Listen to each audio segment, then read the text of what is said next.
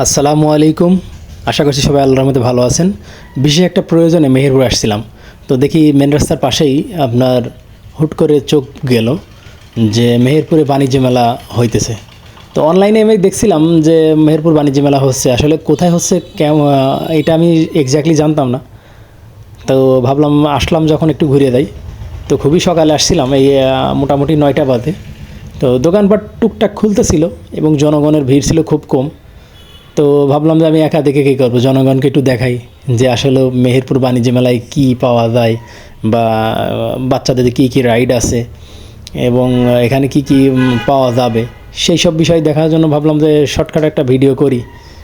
তো মনে পড়ে গেল ছোটোবেলায় যে এই মাটির তৈরি ব্যাংক, খেলনা পাতিল কেনার জন্য কত বাহানা করছি, মেলায় যাইতাম এগুলো আনার জন্য।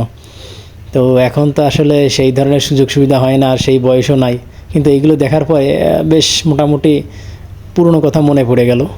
আর এই যে দেখতে পাচ্ছেন, এগুলো তো মেয়েদের দুর্বলতা। মেয়েরা এই চুড়ি টুড়ি এইগুলো খুব পছন্দ করে, বিশেষ করে যারা আপুরা চুড়ি পরতে পছন্দ করেন, বাচ্চাদের চুড়িও পাওয়া যায় এখানে। তারপরে আপনার সিটি গোল্ডের বিভিন্ন রকমের নানা বাহারি ডিজাইনের চুড়ি পাওয়া যায়। এছাড়া এর পাশাপাশি এখানে বাচ্চাদের জন্য 3টা রাইড রয়েছে। এখানে সকাল করে আসছি তো, যার কারণে ভিড় নাই, সুন্দরভাবে আপনাদেরকে দেখাইতে পারতেছি, এটাই অনেক। তো অন্য সময় আসলে হয়তো বা অনেক ভিড় থাকতো, ভিডিও করে ওইভাবে দেখানো যেত না। তো বাচ্চাদের জন্য 3টা রাইড আছে, দেখতে পাচ্ছেন আপনার ভিডিওর মাধ্যমে।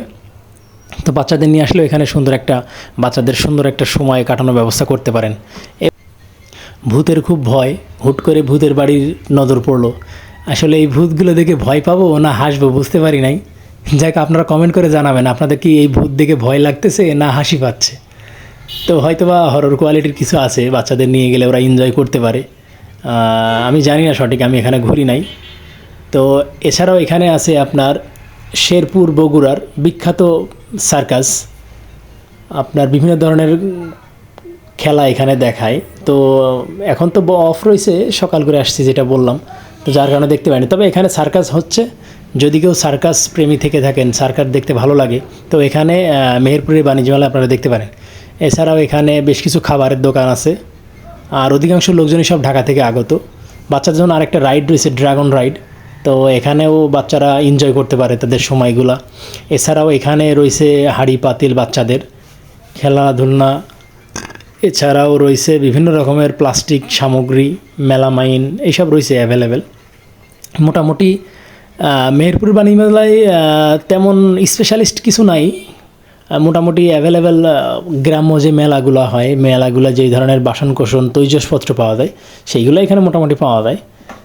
পেটুক বাড়ি জিলাপি হাউস, নামটা জোস।